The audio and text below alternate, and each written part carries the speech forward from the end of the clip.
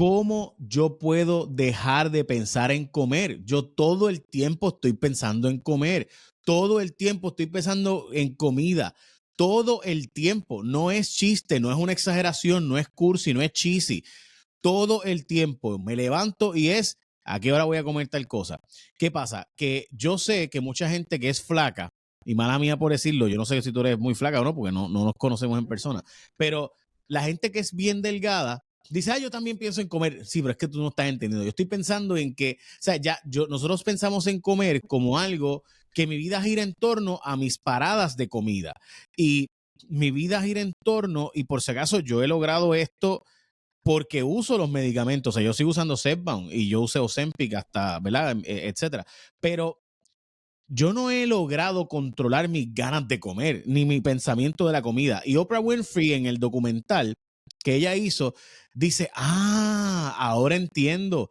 Es que ustedes no están ni pensando en comer. Cuando ella empezó a usar Mounjaro, ahí dijo, es que ustedes, claro que tienen una ventaja brutal, porque ustedes ni piensan en comer todo el tiempo. Nosotros no paramos de pensar en comer. Y ese fue el momento eureka, el eureka moment de ella, de esta es la diferencia entre personas que tienen el control de no aumentar de peso versus nosotros, que a pesar de que sabemos que no nos sentimos bien, que no estamos bien, que no nos vemos bien, que la ropa no nos sirve, seguimos comiendo porque es que no puedo parar. Es como si algo me estoy diciendo todo el tiempo, come, come, come. Y máxime cuando la cantidad de publicidad en comida es absurda, los ingredientes que se usan en la comida son adictivos, etcétera.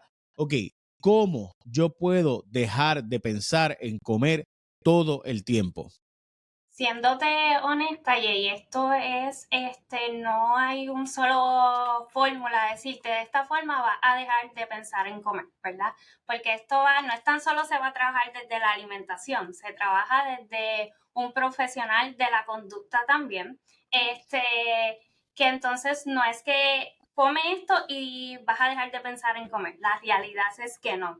Cómo tú manejas, aquí lo que vamos a aprender es cómo poder manejar esa lucha, empezar a comer y que no te sientas culpable por comer.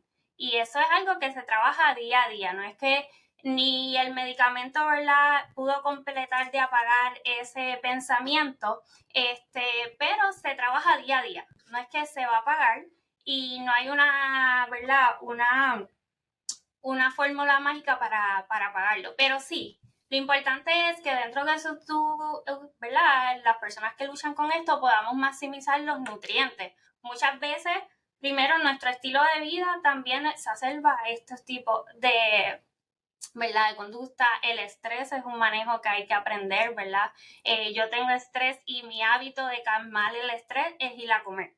Entonces, eso es bien importante también, ir trabajando mucho más allá de la comida, sino con esas conductas que aún más trigger esta sensación de ir querer a comer, ¿verdad? Ok, licenciada, yo sé que vamos a hablar ahora de qué comer cuando tú estás en los medicamentos de GLP-1, como gran parte de la audiencia de este espacio, pero antes de entrar a eso, ¿por qué los nutricionistas nos hablan, y perdóneme que yo le haga esta maldad, ¿verdad? Esto es terrible, pero yo Tranquila. siento que nos hablan como si fueran nuestra mamá. Este, es como, a usted le enseña a ser medio motherly, No, yo medio, No, yo creo que viene de esta, ¿verdad? Esta intención de querer ayudarlos, de quererles explicar un poco más allá en profundidad. Y esto se va abriendo según las consultas. Siempre la primera consulta es un poquito más formal. Ya el paciente que lleva años, yo tengo pacientes de 3 años, pues es mucho más informal, que esa relación se va construyendo a través de las diferentes terapias. ok, pues ahora te voy a hablar como madre. ¿Eres madre? No, No, bueno, ok. de 2 perrijos. Dos perritos, ok, perfecto. Este, pues ahora le pregunto a la mamá. eh, bueno, es que si no tienes, pues no podrá. O sea, ¿cómo uno empieza a rehacer lo que por 40 años, 30 años has hecho de otra forma? O sea, ¿cómo uno puede reenfocar la mente o rewire? O sea, recalibrar la mente, el cerebro, cuando ya tienes unas tendencias y unos conceptos y unos hábitos súper fuertes en una dirección. Yo, Lo importante es evaluar al paciente y entender que cada persona es individual y cada persona va a tener ciertas prioridades dentro de la alimentación que hay que trabajar. Y como profesional de la salud sabemos que muchas veces no podemos trabajar todas al mismo tiempo. Tenemos que dentro de esas prioridades nutricionales que vemos más a riesgo, pues dar prioridad. Por ejemplo, si tú tienes un paciente que come una vez al día por querer restringirse del exceso de, ¿verdad?, de calorías, pues eso es un patrón que tenemos que trabajar. Tenemos el paciente que come en exceso comida de fast food, comida rápida. Va a depender de cada paciente cuáles son esos criterios que hay que trabajar con prioridad. Y muchas veces no todos los pacientes pueden trabajar con todos al mismo tiempo. Pues se va trabajando sección by sección y priorizando cuál es esa mayor necesidad que tiene el paciente en trabajar, como tú lo has dicho. Esto se ha construido a través de 40 años, pues nos va a tomar tiempo en poder ir modificando esas conductas. Sí, pero nosotros no tenemos paciencia, perdóneme, pero los obesos no tenemos paciencia porque para nosotros es un sacrificio bestial hacer dieta por un día. O sea, es para mí no comer mal. O sea, yo siento cuando yo me acuesto a dormir y digo, por fin me voy a acostar a dormir. Ese momento yo literalmente digo, ok, por lo menos no comí mal. O sea, es a ese nivel es el logro de día a día cuando uno habla de este tema. Y mi percepción es que alguna gente simplemente no nos va a entender nunca, pues es que de verdad, cuando uno lleva 3 días en dieta, para uno haciendo un sacrificio tan fuerte, mentalmente para uno es tan ¿verdad? Es tan exhausto, o sea, tú terminas cansado. Y obviamente, pues puedes hacerlo por 3 meses y después de 3 meses el cuerpo básicamente pues, vuelves a engordar. Pero nada, en fin, es a ese nivel de difícil y por eso la paciencia es tan complejo, porque es que simplemente tú estás pensando todo el tiempo en el sacrificio que estás haciendo y por qué no estás bajando lo rápido que quieres bajar de peso. Por eso es lo importante ir trabajando con, ¿verdad?, con la mentalidad que tienen las personas acerca de la alimentación, ¿verdad? ¿Qué significa para ti hacer dieta? ¿Qué significa para cada paciente hacer dieta? El restringirme de ciertos alimentos significa que tuve un día exitoso, por ejemplo.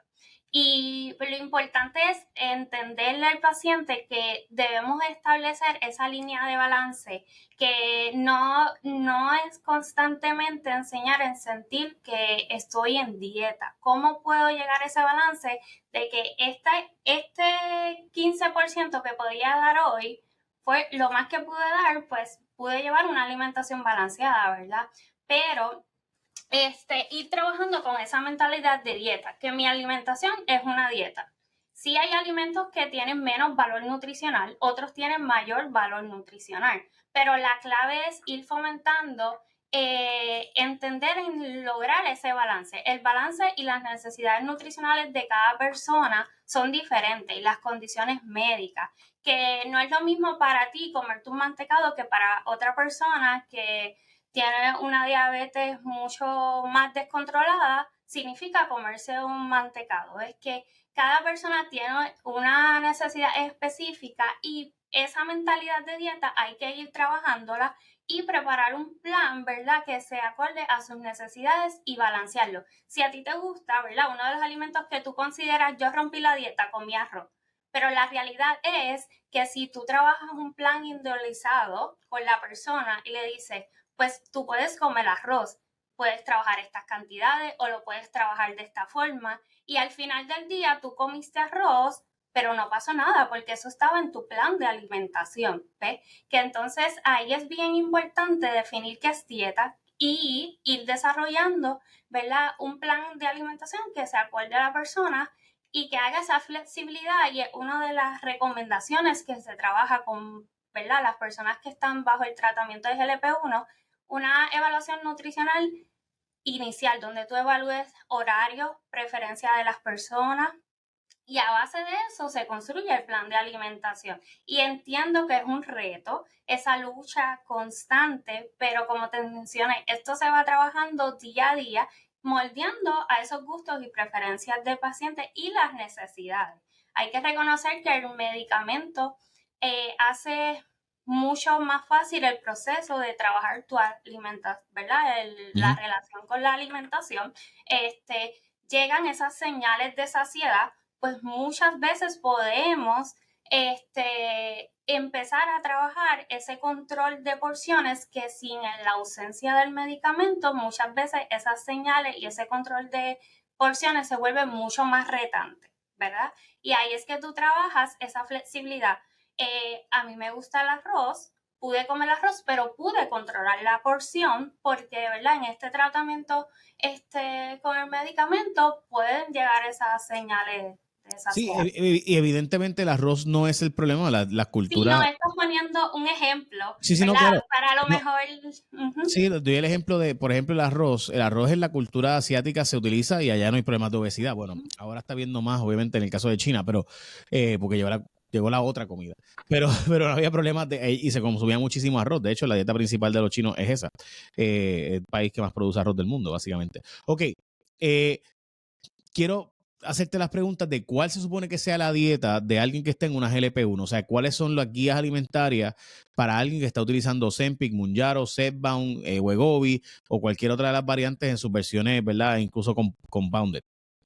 Sí, la alimentación, primero se prepara un plan individualizado. Cada persona tiene un requisito basal diferente de energía que debemos de consumir al día. A base de eso es importante con este tipo de medicamentos establecer, evitar deficiencias nutricionales. Sabemos que la ingesta puede reducir significativamente, pues tenemos que tratar que aunque ese apetito reduzca, el paciente no, ¿verdad? No esté en patrones de saltar comidas, es tratar de crear una estructura que cada ciertas horas tenga esa ingesta que necesita. Hay que tratar de consumir la cantidad de proteína adecuada. Cada persona tiene un requisito diferente de proteína para evitar también estar en deficiencias nutricionales.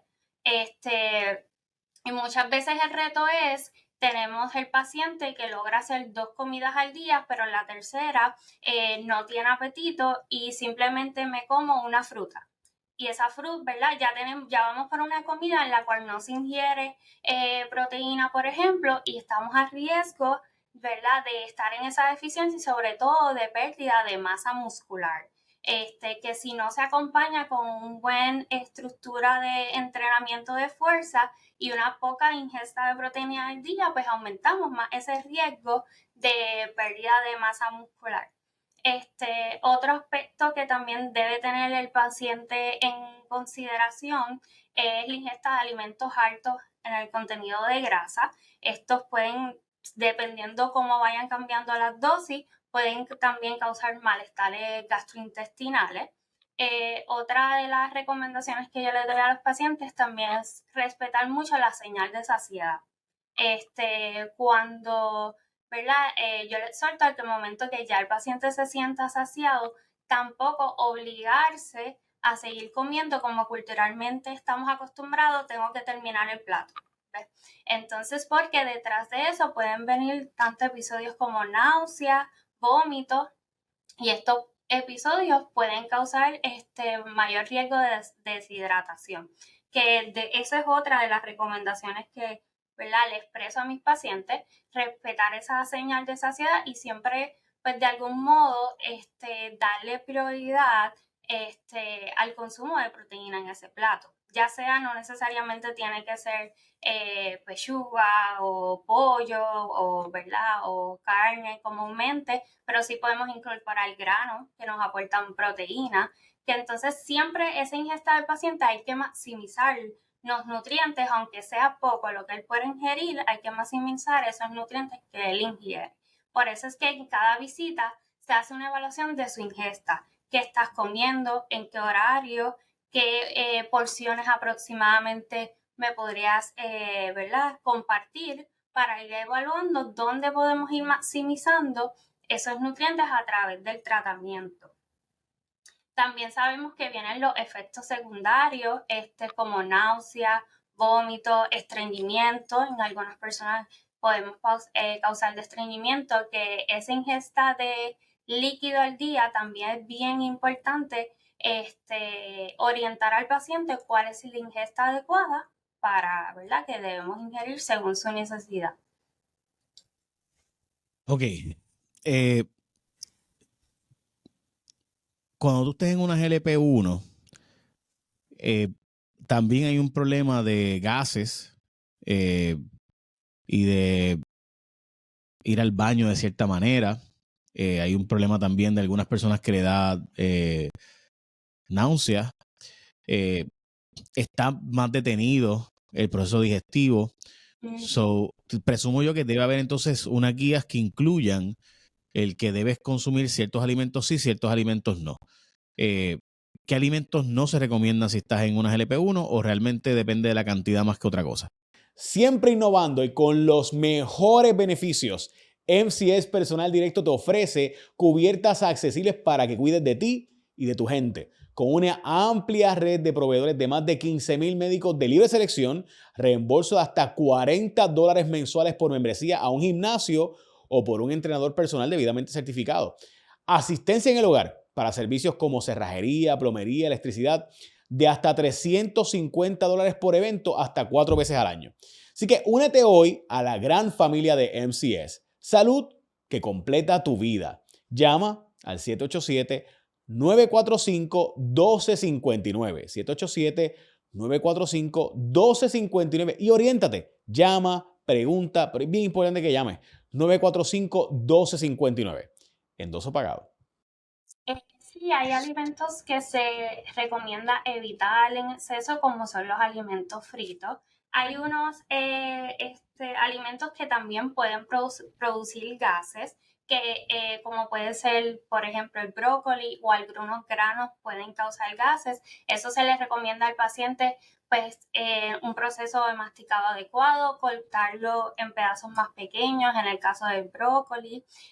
Pero también está bien atado a las porciones y la tolerancia de cada persona. También muchas veces pueden haber problemas gastrointestinales existentes ya antes del tratamiento que se pueden exacerbar aún más en el tratamiento. Sí, para combatir en el caso del estreñimiento se recomienda una ingesta de fibra adecuada.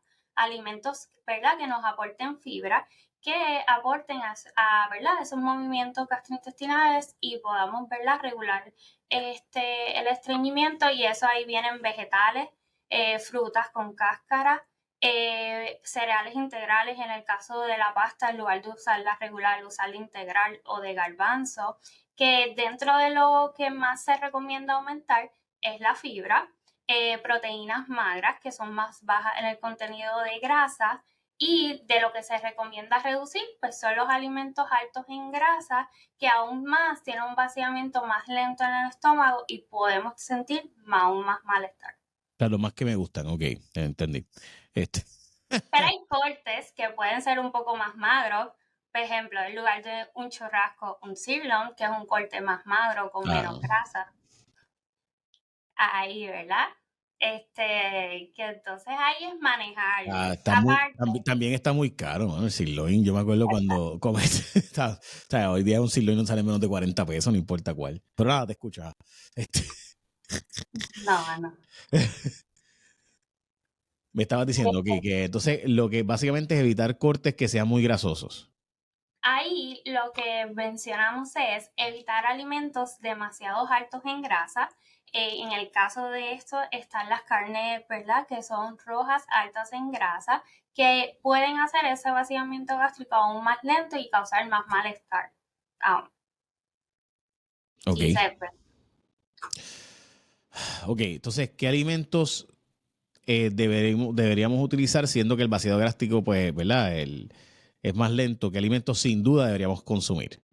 Hay proteínas magras, más bajas en grasa, que ahí incluye el pescado, incluye, ¿verdad?, lo que es el pollo, una carne molida magra, pero también está la carne molida de pavo o de pollo, que mejora la tolerancia. También pueden ser proteínas de fuente animal, que entonces hay de fuente vegetal, disculpa, que ahí están las habichuelas, los édames, que son alimentos que pueden aumentar el valor nutricional y también pues pueden tener una mejor tolerancia del paciente a nivel gastrointestinal.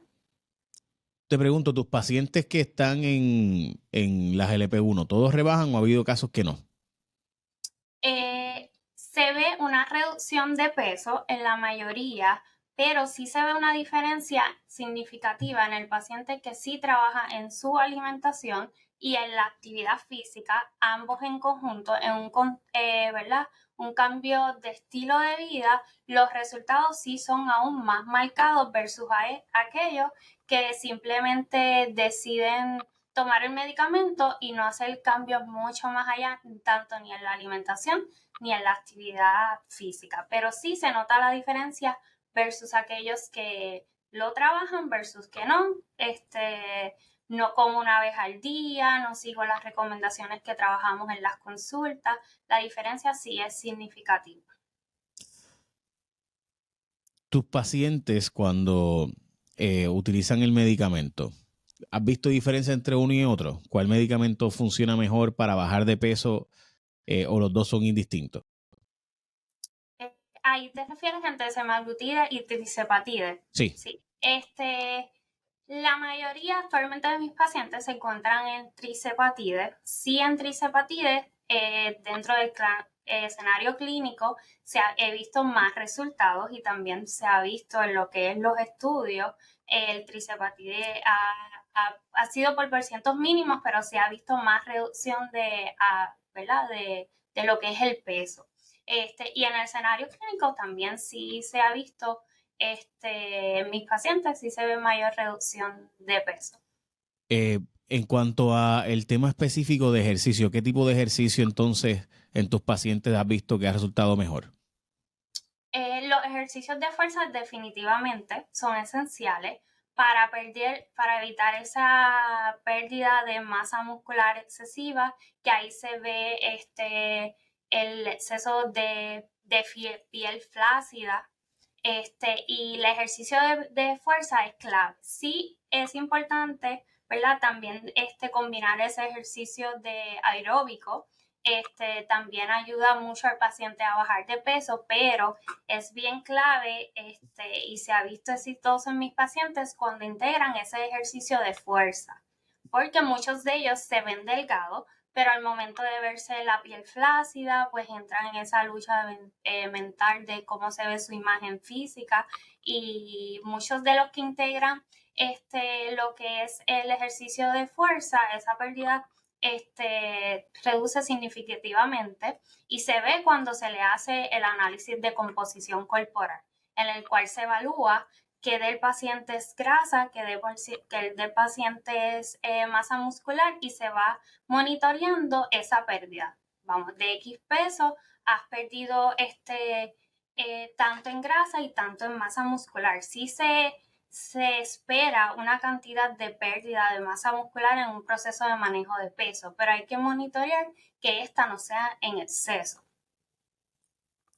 Te pregunto, ¿has visto pacientes que aunque hacen los cambios o por lo menos dicen hacerlos, no bajan de peso? Es que he escuchado de personas que dicen que no les ha funcionado el medicamento y me está bien raro, ¿verdad? Pero porque he visto que la mayoría de personas sí, pero te preguntaba si has visto lo contrario. Hay casos que sí, que el proceso de manejo de peso es mucho más complicado, ¿verdad? Ahí influye mucho, pero más lo he visto en el paciente que no hace actividad física, no trabaja en la alimentación, que solamente... Sí, creen que el medicamento es varita mágica. Yeah. Exactamente, es que simplemente depende del medicamento, pero aquel que sí hace un régimen de actividad física, al menos 360 minutos de ejercicios de fuerza, o al menos la recomendación mínima, que son 150 minutos a la semana, sí ve la pérdida de peso. Pero aquel que simplemente me pongo el medicamento, sí en ocasiones pues se es retante la pérdida de peso. Ok, en cuanto a vegetales, he escuchado que hay personas, a mí me encantan todos los vegetales, pero que algunos se deben evitar por asunto del problema de gases que pueden crear. Sí, ahí puede estar, por ejemplo, lo que es el brócoli, que lo hablamos, que puede causar gases. Lo importante es que en los vegetales se recomienda que se pueden evitar salteándolo, haciendo un método de cocción y picándolo, masticándolo bien, ¿verdad? Eso reduce un poco lo que es la sensación Sí, es que te de escuché bloating. hablar de eso y precisamente porque ahí me encanta el brócoli. Ujú. Y yo tengo la ventaja de que soy un gordo, que mi problema es la cantidad, no la calidad. Y me gusta comer, ¿sabes? A mí mi problema no es, o sea, yo puedo comer vegetales y puedo comer frutas. No me gusta mucho la fruta, me gustan mucho los vegetales. Realmente yo no como postres, eso es una ventaja. Pero en mi caso, mi problema siempre ha sido la cantidad. O sea, comer una cantidad, yo puedo comer muchísimo. Y esa, ¿verdad? Es la diferencia. O sea, yo puedo comer muchos vegetales y sí, o sea, he visto que hay formas de tratar de atenuar el nivel de gases que sí generan. O sea, que sí puedes disminuirlo. Entonces, sería básicamente eso, Y saltearlo. probablemente poder saltearlos antes, picarlos en pedazos más pequeños y asegurarse de masticar bien ese vegetal antes de ingerirlo Es como que tal. cuando uno es gordo, uno quiere tragárselo gordo. O sea, uno, No, pero eso uno también quiere ayuda a tragárselo llevar. grande. Este, No, no, es eh, eh, importante que sea masticado, igual con todos los alimentos. No hay, ¿verdad? Hay que yo sé, estar yo sé, yo sé, consciente yo de sé. la alimentación, La ¿está bien? digestión comienza en la boca. Ok. Y también influye mucho el tiempo entre las comidas, que más de 5 horas entre cada comida, probablemente, si estás más de 5 horas, esa próxima comida también puede exacerbar más que sientas sensación de gases y abdomen distendido. Que entonces por eso es que enfatizamos tanto que no estén periodos más de 5 horas sin comer y al menos una merienda para también evitar esa sensación de gases y de abdomen distendido. Ok, te tengo una última pregunta y entonces quizás me dices algunos puntos que no te haya preguntado, porque obviamente tú eres la experta y yo no. Eh, pero quería hacerte una última pregunta de mi parte y es, si un paciente está haciendo ayuno sustentado y simultáneamente, o sea, perdón, ayuno sustentado no, ayuno intermitente. Ayuno sustentado es el de Norman. Ayuno intermitente y a la misma vez LP1. ¿No es recomendable? Eso es individual y depende, hay que definir qué tipo de ayuno, porque hay diferentes ayunos, diferentes horarios, 14, 16, 24. La realidad es que el ayuno intermitente tiene sus riesgos, más para personas que si están tomando medicamentos para el manejo de los niveles de azúcar en sangre, puede aumentar el riesgo de episodios de hipoglicemia. El ayuno intermitente se tiene que trabajar bien individual y trabajar en los horarios, porque la mayoría del tiempo no es beneficioso comer una comida al día, ¿verdad? Porque eso entra, ¿verdad?, a nuestro cuerpo en un estado de alerta y de reserva que yo no sé ni cuándo me vas, ¿verdad? Ni cuánto ni cuándo me vas a volver a dar, que de alguna manera hace que nuestro metabolismo no trabaje correctamente. Que en cada caso es individual, hay unas ventanas de tiempo que se pueden trabajar, pero el ayuno intermitente no es necesario para bajar de peso, ni es necesario para poder generar un déficit calórico. Tú puedes generar un déficit calórico haciendo 3 comidas al día, haciendo 6 comidas al día, pero va a depender de cada persona. Y el ayuno intermitente es importante que se consulte tanto con el doctor, con la nutricionista, por si hay que evaluar eliminar los medicamentos que pueden poner a riesgo al paciente, o definitivamente el paciente no es candidato para hacer un ayuno intermitente. Pero si el propósito es bajar de peso, no necesitas un ayuno intermitente para bajar de peso. Lo puedes hacer de forma balanceada. Larga. ¿Hay algo que no te haya preguntado que sea importante? Yo entiendo que ahí lo importante entender con este tipo de tratamiento, que como tú mencionaste anteriormente, esto no es una varita mágica, debe ir acompañado con un estilo de vida saludable y ir trabajándolo día a día.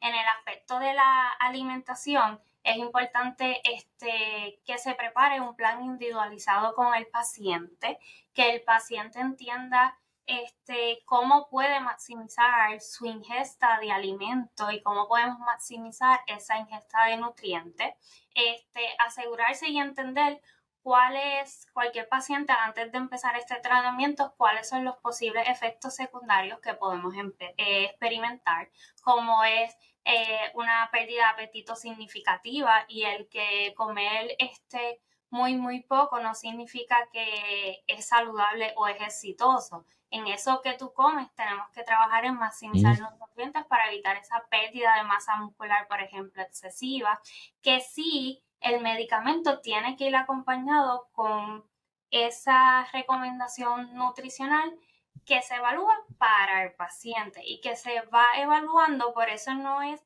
la primera visita con la nutricionista y ya. Esto hay que evaluarlo cada ciertos meses, donde en cada visita se evalúa la composición corporal del paciente, se evalúa la ingesta, patrones que aún pueden exacerbar más deficiencias nutricionales, y reconocer que el paciente que viene trabajando con su obesidad puede venir desde un patrón de malnutrición. Que aunque estamos obesos podemos estar en un patrón de malnutrición, que tenemos que trabajar ambos, ir trabajando patrones de alimentación y ir maximizando, ¿verdad?, lo que es esa pérdida de peso desde un ángulo responsable y saludable. Sí, parte de lo complejo que tiene esto es que pues uno, hay gente que dice que pierde el gusto por la comida o que pierde el deseo de comer.